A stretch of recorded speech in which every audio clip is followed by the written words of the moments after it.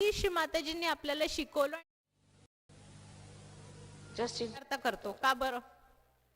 त्यांच्या प्रेमापायी. नको श्री माताजींचं प्रेम कमी व्हायला आपल्यावर, नको श्री माताजींना हे वाटायला. आपण त्यांनी सांगितल्यावर आपण दुसरा प्रश्नच, त्यांनी सांगितलं असं करायचं तर आपण दुसरा प्रश्नच नाही करत, आपण तसंच करतो. मग ते असतं मातृत्व. पण आपण काय करतो? सारखं त्यांच्या मागे लागायचं, कटकट कटकट, असं नको करू, तसं नको करू, तसं नको करू. म्हणजे असं तुम्हीच नाही, मी पण आहे त्याच्यातलीच. मला एकदा माझ्या मुलाने प्रश्न विचारला, मम्मी ऐसी कौन सी चीज है जो कभी खत्म नहीं होती? अशी कुठली वस्तू आहे जी कधीच संपत नाही? तर मी खूप विचार केला, काय आहे काय आहे काय आहे. मग तो म्हणे मेरे मम्मी का लेक्चर. म्हणलं अरे बापरे, हे काय प्रकार आहे. मग असं वाटलं अरे आपण एवढं बडबड करतो का? म्हणजे मग मी इंट्रोस्पेक्ट केलं की अरे आपण याला सारखं सांगत असतो, बेटा असं नको करू. जरी मी प्रेमाने सांगते तरी मी प्रत्येक वेळेस टोकते त्याला. तर ही आपल्यामध्ये सतसत विवेक बुद्धी राहिली पाहिजे की कुठे टोकायचं, कुठे थोडंसं जाऊ द्यायचं. एक खूप बारीक लाईन आहे, कुठपर्यंत मुलांसोबत जायचं आणि कुठे थांबायचं. ही गोष्ट पालकांना समजलीच पाहिजे.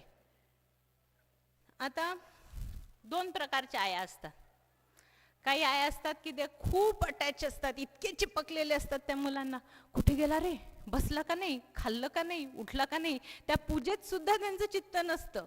पूजेत सारखे ते डब्बे उघडून त्यांना खाऊ घालणार, मग झोप रे बाळा, उठ रे बाळा, पुडका खा रे बाबा, हे खा. म्हणजे सारखं त्यांचं पूर्ण चित्त जे आहे ते मुलांमध्ये असतं. ते खूप ओव्हर इन्व्हॉल्ड असतात मुलांमध्ये, इतकं की ते कुठे गेलेच तरी त्यांचं पूर्ण चित्त त्या मुलांमध्ये असतं. आणि अशामुळे अशा आईच्या ओव्हर अटॅचमेंट ज्याला म्हणतो, प्रेम तर आईला असतंच, प्रेम वेगळं आणि अटॅचमेंट वेगळी. या ओव्हर अटॅचमेंटमुळे मुलांचं डावर हृदय चक्र पकडतं आणि असे मुलं वारंवार आजारी पडतात. सारखा सर्दी खोकला होणार, सारखं ताप येणार. मग आपल्याला वाटतं मी ते एवढी काळजी घेते, मग हा का बरं सारखा आजारी पडतो? तर तुमच्या ओव्हर अटॅचमेंटमुळे मुलगा आजारी पडतोय, कारण की त्याचं डावर हृदय चक्र पकडते. मग आता काही काही आया असतात त्या खूप डिसिप्लिन लावण्याचा प्रयत्न करतात. असं नको बसू, आत्ताच बेडशीट बदलली आहे, पायवरती नको घेऊ, मग सरकून बसू नको, कशा वळ्या पडल्या बेडशीटवर, मग कार्पेटच खराब झाले, तू बाहेरचे चिखलाचेच पाय आणले. म्हणजे खूप डिसिप्लिन करायचं मुलांना सारखं सारखं. मग मुलं पण असं करतात, ही नेहमीचीच बडबड आहे, सोडून द्या यांना. तर हे दोन एक्स्ट्रीम गाठतो आपण. श्रीमातांनी सांगितलं की आईचं आणि मुलांचं जे नातं आहे याच्यात दोन असतात गोष्टी, एक तर भावनिक आणि एक तर कर्तव्य. आता ह्या दोन्हीमध्ये इंटिग्रेशन पाहिजे, सम्यकता पाहिजे, कॉम्बिनेशन नाही. म्हणजे काय की मला वाटतं की माझ्या मुलाला चांगले संस्कार लागले पाहिजे, कारण की माझं त्याच्यावर प्रेम आहे आणि माझं त्याच्यावर प्रेम असल्यामुळे माझं कर्तव्य आहे की त्याला चांगले संस्कार लावणं. ह्या दोन्ही गोष्टी सोबत चालल्या पाहिजे. आणि ते तेव्हा शक्य आहे जेव्हा तुम्ही मध्यात राहणार, मध्यात सुषुम्नावर राहणार, म्हणजे निर्विचारितेत राहणार. पण आपण ध्यानाला देतो का प्रायोरिटी? आपण स्वतःच इंट्रोस्पेक्ट करू की पालक म्हणून, बालशक्ती प्रमुख म्हणून आपली स्थिती आपण जपतो का? आपण किती ध्यान करतो आणि आपण किती मध्यात राहतो? आणि मध्यात राहून आपण मुलांच्या उत्थानाकडे बघतोय का? फक्त डोक्यात विचार आहे की हा ऐकत नाही, आपण काय करतोय त्यांच्यासाठी, हे महत्वाचं आहे. एक फर्स्ट क्लिप लावता का? आपण मुलांना कंट्रोल करायचा प्रयत्न करायचा नाही, बिलकुल कंट्रोल करायचं म्हणजे खूप ओव्हर कंट्रोलिंग करायचं नाही. आपलं लक्ष कुठे पाहिजे? सहयोगाकडे, की याला श्रीमातांचे प्रोटोकॉल माहिती पाहिजे. जर तो श्रीमातांच्या प्रतिमेकडे पाय करून बसलाय तर त्याला इमिजिएट सांगायचं की नाही, तू श्रीमातांच्या प्रतिमेकडे पाय करून बसलाय, असं बसायचं नाही. आपने बताया कि पेरेंट्स डे है और पेरेंट्स यहाँ आए हुए हैं बच्चों के। ये बड़ी अच्छी बात है कि बच्चों के पेरेंट्स यहाँ आए हुए। आपने बताया कि पेरेंट्स डे है और पेरेंट्स यहाँ आए हुए हैं बच्चों के। ये बड़ी अच्छी बात है कि बच्चों के पेरेंट्स यहाँ आए हुए। सहयोग क्या है और उसमें मनुष्य क्या क्या पाता है वो तो आप जान सकते हैं, लेकिन आज मैं आपको एक छोटी सी बात बताने वाली हूँ कि माता पिता का संबंध बच्चों के साथ कैसा होना चाहिए। सबसे पहले तो हमारे दो संबंध बन ही जाते हैं बच्चों के साथ। जिसमें एक तो भावना होती है और एक में कर्तव्य होता है। भावना और कर्तव्य दो अलग अलग चीज बनी रहती है। जैसे कि कोई माँ है, वो बच्चा गलत काम करता है, गलत बातें सीखता है, तो भी अपने भावना के कारण कहती ठीक है चलने दो, आजकल बच्चे ऐसे ही हैं, बच्चों से क्या कहना, जैसा भी है ठीक है। दूसरी माँ होती है कि वो सोचती है कि बच्चों को कर्तव्य परायण बनाए। उस थोड़ी देर बाद कर्तव्य परायण बनाने के लिए वो फिर बच्चों पे कहती कि सवेरे जल्दी उठना चाहिए, आपको पढ़ने बैठना चाहिए, फिर आप जल्दी से स्कूल जाइए, ये टाइम से करना चाहिए, वहां बैठना चाहिए, ये उठना चाहिए, ऐसे कपड़े पहनना चाहिए, इन सब चीजों के पीछे में लगी रहती। अब इसे कहना चाहिए कि ये सम्यक नहीं है, इंटीग्रेटेड बात नहीं, इसमें इंटीग्रेशन नहीं है। और सहयोग जो है आज का ये इंटीग्रेशन है। ये दोनों चीजों का इंटीग्रेशन होना चाहिए, न कि कॉम्बिनेशन होना। इंटीग्रेशन और कॉम्बिनेशन में ये फर्क हो जाता है कि हमारी जो भावना है वो कर्तव्य होनी चाहिए और कर्तव्य हमारी भावना होनी चाहिए। जैसे कि हमें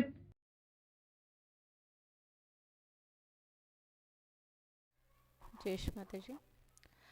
श्री माताजीने सांगितलेलं आहे ती आपण गोष्ट नेहमी लक्षात ठेवायला पाहिजे की कशा प्रकारे आपल्याला मुलांशी वागायचं आहे.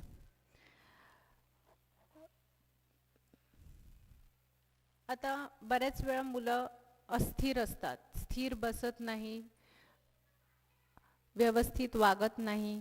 जर असं असेल तर लगेच समजून घ्यायला पाहिजे की आपल्या स्वाधिष्ठान नाभी किंवा भवसागर आपलं गडबड आहे, ज्याच्यामुळे मुलं व्यवस्थित वागत नाही आहे किंवा स्थिर बसत नाही आहे. मग आपण स्वतःचे चक्र व्यवस्थित ठेवायला हवे, नियमित ध्यान करायला हवं. ध्यान म्हणजे नुसतं बसू नका, निर्विचारिता आलीच पाहिजे. आणि कमीत कमी श्रीमातांनी सांगितले की किमान निर्विचारिता आली पाहिजे. निर्विकल्प तुर्य अवस्था ही पुढची गोष्ट आहे, किमान निर्विचारता आली पाहिजे. आणि निर्विचारिता आल्यानंतर कमीत कमी 10 ते 15 मिनिटं आपण नियमित ध्यान करायला हवं.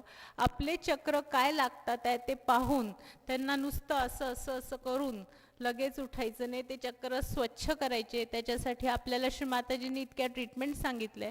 पण आपल्याला आतापर्यंत बरेचदा असं होतं की आपल्याला आपलेच चक्र समजत नाही किंवा समजले तरी ते आपण दुर्लक्ष करतो आणि मग तेच मुलं सक करतात. आता बालशक्ती प्रमुख म्हणून सुद्धा आपली ही जबाबदारी आहे की आपली स्थिती चांगली पाहिजे. जर इथे कोणी धर्मशाळेला टीचर म्हणून किंवा डॉम आंटी म्हणून गेलं असेल तर त्यांना माहिती असेल. मी मध्ये एकदा बरेच वर्ष झाले की धर्मशाळेला गेली होती आणि बहिणीसोबत गेली, काही दिवस थांबली तिथे पाहिलं तर ती जेव्हा जॉईन झाली तिथे ॲज अ कम्प्युटर टीचर म्हणून, तर डायरेक्ट तेव्हा इंडियन मुलं फार कमी होते तिथे, फॉरेनर्स मुलं जास्त राहायचे. ते आले म्हणे, यू आर सो इरिटेटिंग, किती बोर होतं तुझ्याकडे बघून, असं म्हणजे डायरेक्ट तोंडावर येऊन. ती इतकी डिप्रेस झाली, म्हणजे मुलं डायरेक्ट ऐकायलाच तयार नाही, म्हणजे ते तुम्हाला मोजतच नाही. मग ती अशी श्रीमातांजवळ बसली आणि श्रीमाताजी आता काय करू, म्हणजे नॉलेज प्रचंड, BE कम्प्युटर झालेली मुलगी आहे, जिला ते पहिली दुसरीतले मुलं मोजत नाहीये. मग ह्याच्यात शिक्षणाचा काही उपयोग नाहीये.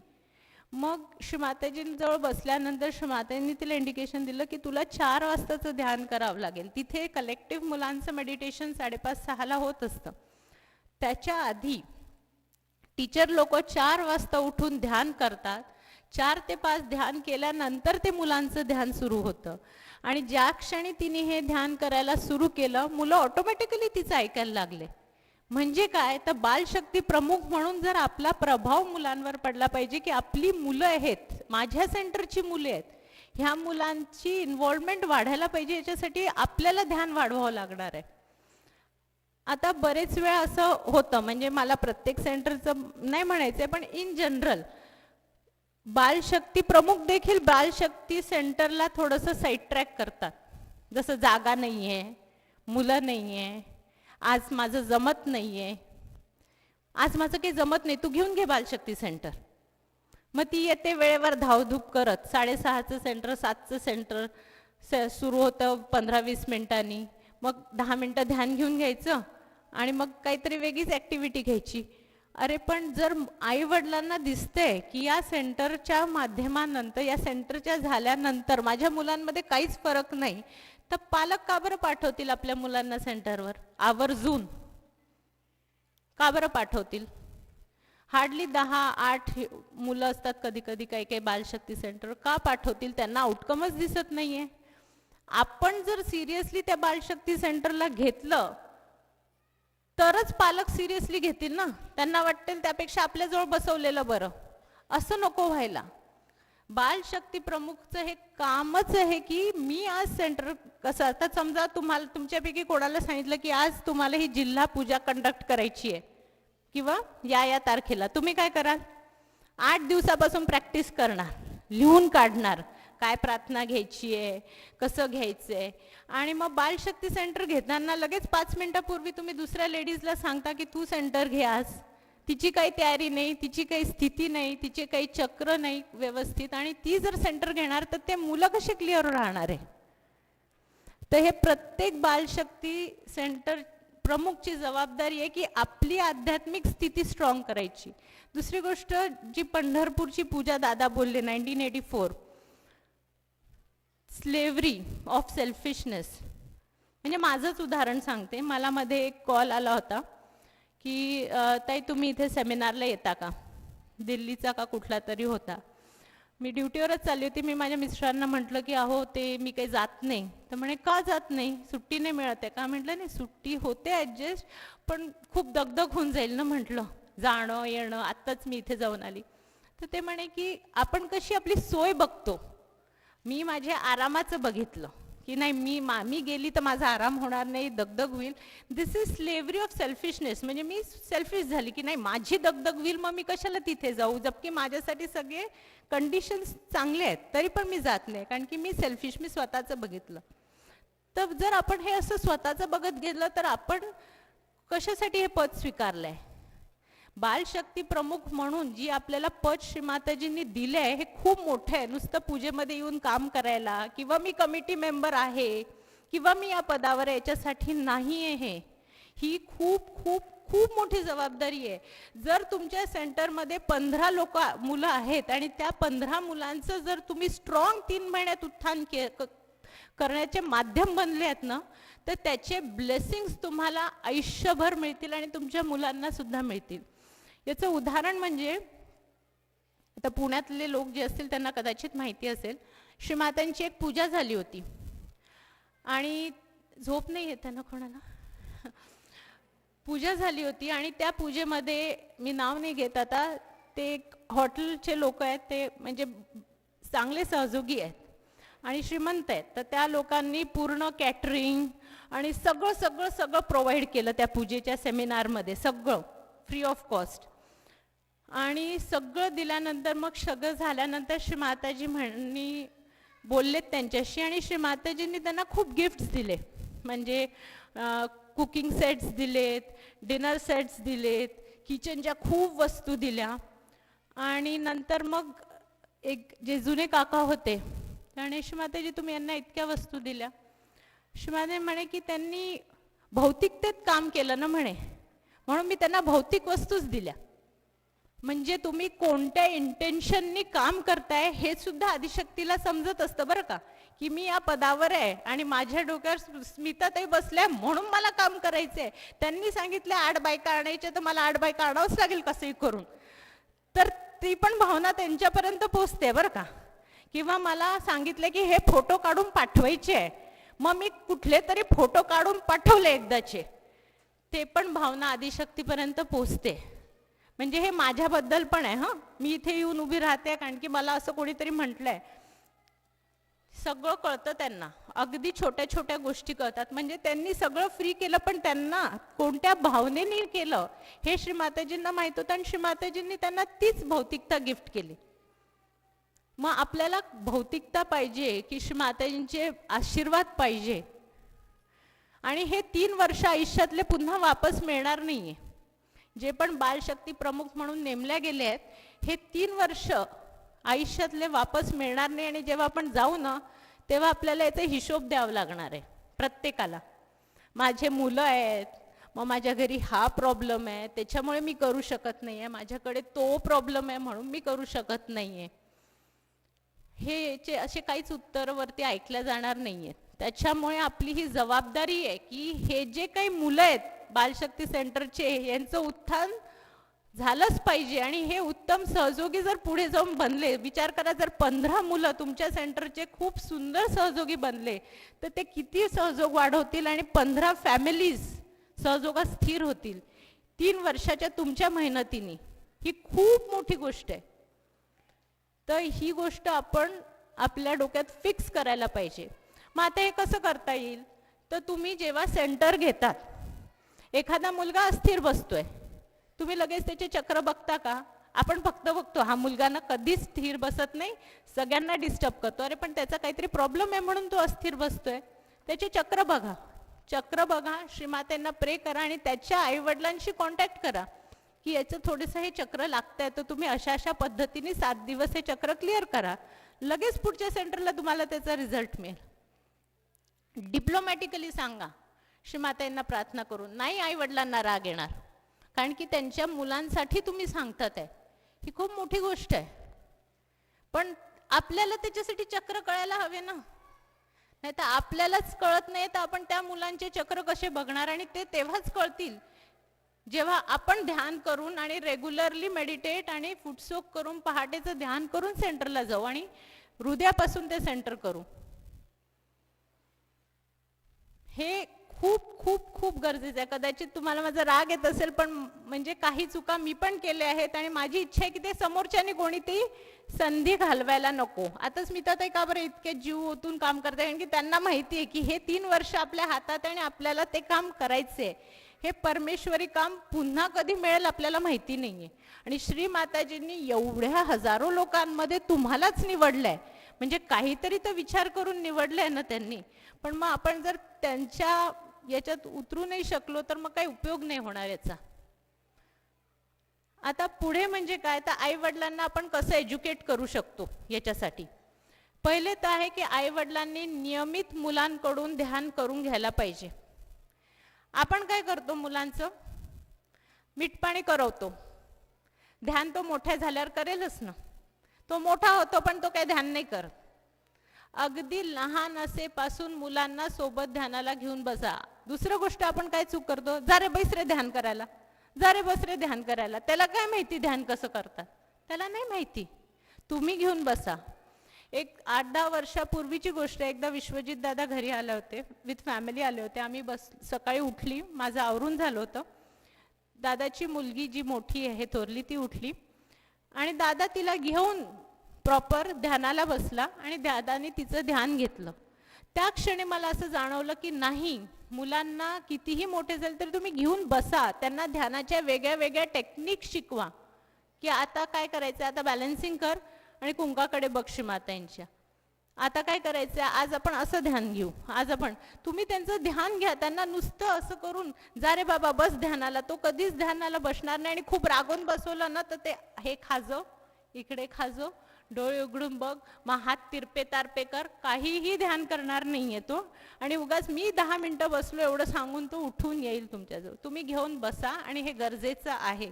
वेळ नाही ही सगळ्यात चुकीची गोष्ट आहे.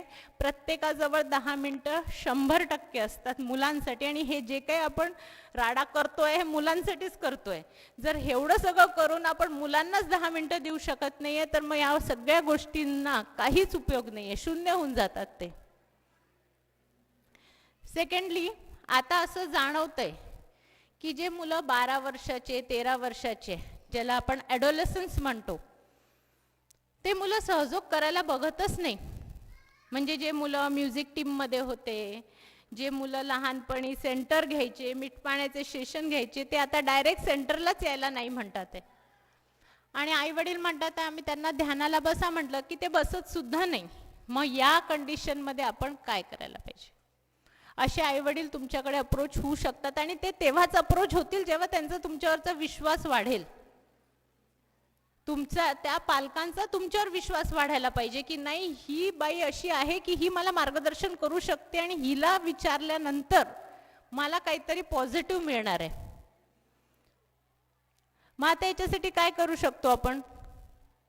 कोणाजवळ आहे उत्तर? जे मुलं मोठी झाली आहेत, बॉर्न रिअलाइज्ड आहे, आत्मसाक्षात्कारी मुलं आणि सहयोग करत नाही. आई वडील सहयोग करतात, कोणी कोऑर्डिनेटर्स असतात, सहज मॅरिड असतात, त्यांचे मुलं सुद्धा करत नाही. याच्यासाठी श्री माताजींनी सांगितलंय की तुम्ही त्यांचे चक्र सतत बघत राहा. ते झोपले असतात ना, कधी कधी तर मुलं बसून क्लिअर सुद्धा करू देत नाही, इतके एक्स्ट्रीम जातात. सगळ्यात पहिले तर तुम्ही त्यांच्यासाठी शुबिटिंग जोडपट्टी करा की अमुक अमुक मुलाच्या आध्यात्मिक उत्थानाच्या आणि ध्यानाच्या आड येणाऱ्या सर्व बाधा लिहा आणि शुबिटिंग करा रेग्युलरली. पेपर बर्निंगची ट्रीटमेंट करा. त्याचे चक्र लागत असतील तर तो झोपल्यानंतर ते चक्र क्लिअर करून द्या. हे तुम्हाला करावंच लागेल. नेगेटिव्हिटीचा फोर्स इतका इतका वाढलेला आहे की तुम्हाला कंबर कसून कामाला लागावं लागणार आहे, नाही तर मुलं टिकणार नाही सहजोगात. या श्रीमाताजींनी एक स्पीच सांगितलंय, 4th क्लिप, की काही मुलं सिगरेट पितात, सहजोगी मुलं सुद्धा, ते ह्याच्यासाठी पूर्णपणे आई वडील जबाबदार आहेत.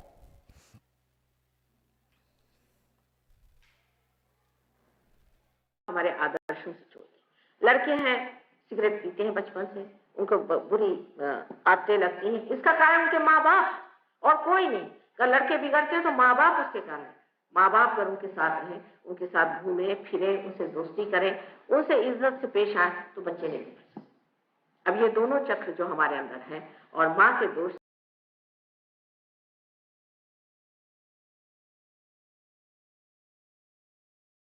सांगितलंय की जर मुलं बिघडतात आहे त्याचं संपूर्ण कारण जे आहे ते आई वडील आहे. त्याच्यामुळे जर मुलं बिघडलीत तर ती अशीच आहे असं म्हणून चालणार नाही. आणि त्याची आता विशेष जबाबदारी बालशक्ती कोऑर्डिनेटर्सवर सुद्धा आलेली आहे.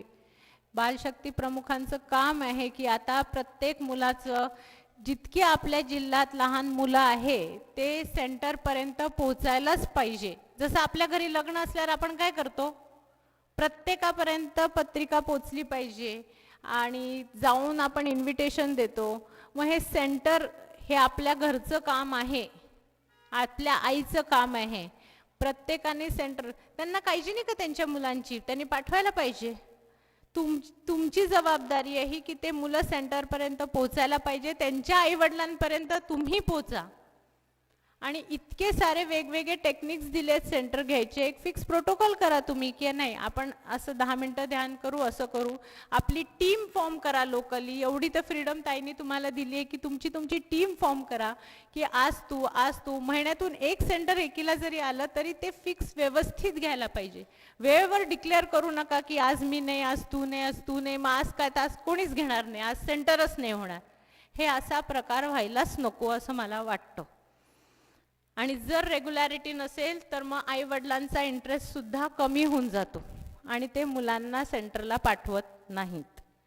दुसरी गोष्ट, मुलांना एज्युकेट करा. आपण आई वडिलांना आतापर्यंत खूपदा सांगून झालंय, स्लीवलेस घालून पूजेला पाठवू नका, जीन्स घालून मुलांना पूजेला पाठवू नका. तरी पण असे अर्धे मुलं असतातच ज्यांना स्कार्फ गुंडाळून पाठवावं लागतं. आपल्याला वाटतं त्यांना वाईट नको वाटायला, अर्ध्यांना वापस पाठवावं लागतं. आता मुलांना एज्युकेट करा. एक छोटी नाटिका करा त्या सेंटरवर की हा स्लीवलेस घालून आला, मग याला जायला मिळालं नाही, मग याला आशीर्वादला मुकला हा बघा, मग आता तुम्ही पुढच्या कुठल्याच पूजेला स्लीवलेस घालून यायचं नाही. मग ह्या गोष्टी मुलं आई वडिलांना सांगतील आणि एकदा ही गोष्ट मुलांमध्ये ठासून बसली तर ती चूक पुन्हा मुलं देखील करणार नाही. तर आता मुलांना पण शिकवायची गरज आहे आपल्याला की प्रोटोकॉल काय आहे. आता बरेचसे बर्थडे पूजेला फुगे लावतो. आपण काय करतो, ते मुलं फुगे काढून घेऊन जातात, फुलं काढून घेऊन जातात. आपण मुलांना सांगायला पाहिजे की ह्याच्यावर आपला अधिकार नाही, हे निर्माल्य आहे, ह्या गोष्टीला आपण हात लावायला नको. ह्या छोट्या छोट्या गोष्टी आपण मुलांना समजून सांगायला हवं.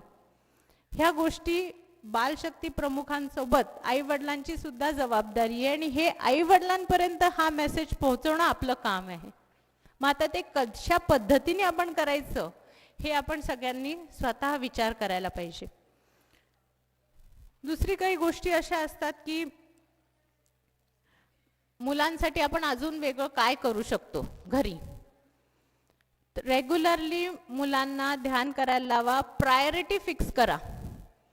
आजकाल आईवडिलांचं काय झालेलं आहे, नाही त्याचा क्लास आहे ना, मग त्याचं जमत नाही सेंटरला येणं. तो 11वी-12वीला आहे ना, मग त्याचं जेईचा क्लास आहे, त्याचा नीटचा क्लास आहे, मग त्याचा CETचा क्लास आहे, मग तो सेंटरला नाही येऊ शकत. तुमचीच कन्सेप्ट क्लिअर नाही आहे ना. तुम्ही कशाला महत्त्व देतात त्या गोष्टीला, मग तो कशाला सहजोगाला महत्त्व देईल, तो पण सहजोगाला महत्त्व देणार नाही. त्याला सांगा की जग इकडचं तिकडे झालं तरी आठवड्यातून एकदा तुझं सेंटर व्हायलाच पाहिजे. कुठल्या पण परिस्थितीत काही पण असो, पूजा आपली अटेंड व्हायलाच पाहिजे. ही गोष्ट त्यांच्या डोक्यात टाका, तेव्हा त्यांना कळेल की नाही, आठवड्यातून माझं एक सेंटर झालं पाहिजे. एक क्लास झाला नाही तर ते काही जग इकडचं तिकडे होणार नाहीये. ही गोष्ट तुम्हाला पहिले समजायला पाहिजे की प्रायोरिटी कशाला द्यायची. आपण प्रायोरिटी सहजोगाला द्यायची, स्वतःला सवय लावा, मग ते मुलांना सवय लागणार आहे, त्याशिवाय नाही. त्याच्यानंतर मोबाईल आणि TV. बायका आपण म्हणतो मुलं मोबाईल पाहतात, पण बाई दिला कोणी मोबाईल त्याच्या हातात, खातच नाही, मग द्यायचा मोबाईल हातात. मग ते काय खातंय त्या बाळालाही माहित नाही आणि आपल्याला माहित नाही की काय खाऊ घालतोय. एकदाच पटापट कोंबायचं, तोही मोबाईलच्या नादात बघत नाही काय खातोय, तो गिळत जातो. मग आईला वाटतं खाल्लं बाबा एकदाच यांनी, है की नाही. मग मोबाईलची सवय आपणच लावतो त्यांना. मग हळूहळू काय होतं, मला काम आहे, जा बघ मोबाईल थोडा वेळ, त्रास नको देऊ. त्यांनी म्हटलं आई खेळते का थोडा वेळ, बघ ना माझं, जा मोबाईल बघ. मग थोड्या दिवसांनी तो आपल्याजवळ येतच नाही, तो फक्त मोबाईल बघतो. आणि मग आपण म्हणतो याला खूप मोबाईल बघायची सवय लागली आहे, पण ती लावलेली असते आपण. आणि आपण काय करतो, झोपलं, दिवसभर थकलो, मोबाईलच पाहायला वेळ नाही, रात्री मोबाईल सुरू बायकांचा. मग तो झोप लागून तोंडावर पडेपर्यंत पाहायला जातो. जेव्हा तो डुलकी लागल्यावर तोंडावर पडतो चेहऱ्यावर, मग तो मोबाईल बाजूला ठेवला जातो. मग मुलं पण हेच बघतात की असं बघायचा असतो मोबाईल, हो की नाही. त्याच्यानंतर TV, खूप TV बघतो, काही पण बघतो टीव्हीवर. अरे तुम्ही काय बघतात, त्या सासभाऊचं झुपझुप सिरियल बघतात, ते पण बिचारे बघत राहतात, ही काय बघते आपण पण बघावं. ते वडील ते साऊथ इंडियन पिक्चर बघतात, एक मारतो 10 पडतात, तो पण बिचारा ते बघतो. मग त्याला हळू वाटतं की नाही हेच बरोबर आहे. मग आपण त्याला सांगतो नाही हे खोटं असतं बरं का, कारण की पाहायचं तर आहे. वरून गिल्ट पण होतं की अरे हा पण पाहतोय. मग त्याला सांगतो हे खोटं असतं बरं का. खोटं असतं तर तुम्ही कशाला बघताय त्याच्यासमोर ते. मग हॉरर मूवीज, भयानक पिक्चर, काही नाही ते सगळं गंमत असतं रे, पण त्याच्या डोक्यात तर ते बसून गेलं, त्याच्या चेतनेवर तर तो फरक पडलाय. त्याच्यामुळे आपण काय कॉन्टेंट पाहतोय मुलांसमोर हे सुद्धा महत्वाचं आहे, खूप खूप खूप महत्वाचं आहे. बाहेरच्या जगात तर घाण आहेच, पण कमीत कमी ती घरात तर नको आपल्या. ही गोष्ट आपण लक्षात ठेवायला पाहिजे. छोट्या छोट्या गोष्टी असतात, पण या सगळ्या गोष्टींचा नेगेटिव्ह इम्पॅक्ट मुलांवर पडत असतो. थोडासा वेळ घालवा ना, TV बघण्यापेक्षा तुम्ही मुलांसोबत वेळ घालवा, त्यांच्याशी गप्पा मारा, त्यांना काय प्रॉब्लेम वाटतोय तो विचारा. आईचं आणि मुलाचं स्पेशल रिलेशनशिप असायला पाहिजे, इतकं प्रेम असायला पाहिजे की त्याला ते प्रेम दिसलं पाहिजे. जसं आपल्याला आपल्याशी मातेचं प्रेम दिसतं ना, आपण बिघडलो का पण त्यांच्या प्रेमात नाही, तसं प्रेम असायला पाहिजे. असं प्रेम असायला पाहिजे की एखादा मुलगा आहे आणि तो वर्गात पहिला आला तर त्यांनी त्याच्या आईला शोधत यायला पाहिजे की मी पहिला आलोय, मला आईला सांगायचंय. किंवा तो मुलगा नापास जरी झाला तरी त्यांनी आईला शोधत यायला पाहिजे की मला हे सांगायचं की मी नापास झालोय. असं प्रेम पाहिजे मुलांचं आपल्यावर, आणि विश्वास पाहिजे त्यांना. त्यांच्यामध्ये ती सेन्स ऑफ सिक्युरिटी की सुरक्षिततेची भावना पाहिजे की नाही आपण त्याला नावाने तर कधी बोलवतच नाही, ए मूर्ख इकडे, ए वेडा आहे हा असाच करतो तसाच. आणि 4 बायका आल्या की झालं त्याचं पुराण सुरू, त्याच्यासमोर त्याच्याच बद्दल बोलणं सुरू करतो. मुलं ऐकत असतात आणि त्यांना ते अजिबात आवडत नाही. मुलांचा रिस्पेक्ट ठेवायला पाहिजे, त्यांच्याबद्दल आपण 4 लोकांमध्ये त्यांच्या समोर बोलायला नाही पाहिजे. श्री माताजी आदिशक्ती आहेत, पण श्री माताजी आपल्याला अहो म्हणायच्यात. अहो इकडे येऊन बसा तुम्ही, कितीही लहान असलं तरी अरे तुरे कधीच केलं नाही. मग आपण मुलांशी रिस्पेक्टफुली बोलायला पाहिजे आणि त्यांचा मान ठेवायला पाहिजे, तर ते तुमचा मान ठेवतील आणि रिस्पेक्टफुली वागतील. तर या सगळ्या गोष्टी अगदी आपण ठासून मनात भरायला पाहिजे. आणि जे अडोलसंट मुलं आहे त्यांच्यावर विशेष काम करायचं आहे आपल्याला. त्यांच्या चक्रांकडे लक्ष द्या, त्यांचे चक्र स्वच्छ ठेवण्याचा प्रयत्न करा, त्यांच्यावर ट्रीटमेंट्स करा, किमान त्यांचं एक सेंटर होईल याचा प्रयत्न करा आणि कंटिन्युअसली श्रीमातांना त्यांच्या आध्यात्मिक उत्थानासाठी प्रार्थना करा आणि सहयोगाला तुम्ही प्रायोरिटी द्या, म्हणजे मुलं प्रायोरिटी देतील. आणि बालशक्ती प्रमुखांनाही विनंती आहे की हे जे काही आपला आजचा सगळ्या सेशनचा किंवा सेमिनारचा जे काही आपण शिकतोय हे पालकांपर्यंत पोहोचवण्याचं माध्यम तुम्ही आहात. हे पालकांपर्यंत पोहोचलं पाहिजे आणि प्रत्येक पालकापर्यंत तुम्ही पोहोचले पाहिजे, तरच ते मुलं तुमच्या सेंटरमध्ये येतील. एवढं बोलून मी संपवते. जय श्री माताजी.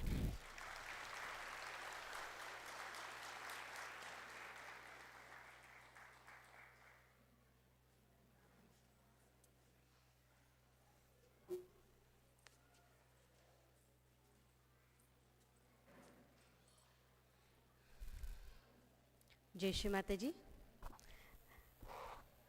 ताईंनी खूप कळकळीने सांगितलं बालशक्ती प्रमुखांनी काय भूमिका घ्यायची आहे. आणि मला असं वाटतं की याचा इफेक्ट होईल आणि आपलं कार्य कार्यान्वित होईल. श्री माताजींची कृपा आहेच आपल्या मागे. एक छोटंसं उदाहरण देते. सहयोगी कपल जेव्हा बाहेर फिरायला गेले, एक सहयोगी कपल होतं ज्यांचं सहज मॅरेज झालेलं होतं आणि त्यांची जी मुलगी होती फक्त 2 वर्षाची होती. 2 वर्षाच्या बाळाला खूप नाही कळत काही, पण जेव्हा ते फिरून जेव्हा घरी आले त्यावेळी तिची चिडचिड चालली होती. ती म्हणते की बाबा माझी चिडचिड होते, बाबा माझी चिडचिड होते. तिचा बाबा म्हटलं की मीठ पाणी कर बेटा. तिने मीठ पाणी केलं. बाबा तरी मला नाही बरं वाटत. ठीक आहे, आपण ना थोडी कॅन्डल करू. त्यांनी कॅन्डल केली. 2 वर्षाच्या बाळाला काय कळतंय आणि ती कॅन्डल झालं, हां बाबा मला आता छान वाटतंय. हे जे आहे ना हे घडलं पाहिजे. म्हणून सांगितलं जातं की पॅरेंट्सला आपण तयार करायचं आहे, पण डायरेक्ट पॅरेंट्सला तयार करण्यासाठी तुम्ही मध्ये माध्यम आहात. आणि हाच विषय होता की आपला सेमिनार जो घेण्याचा उद्देश होता हा होता. स्टार्टला दादांशी बोलणं झालं माझं, महेश दादांशी, की दादा पोहोचत नाही आहे, ग्रामीण भागापर्यंत पोहोचत नाही दादा. दादा म्हटले काय करायचं आहे तुम्हाला?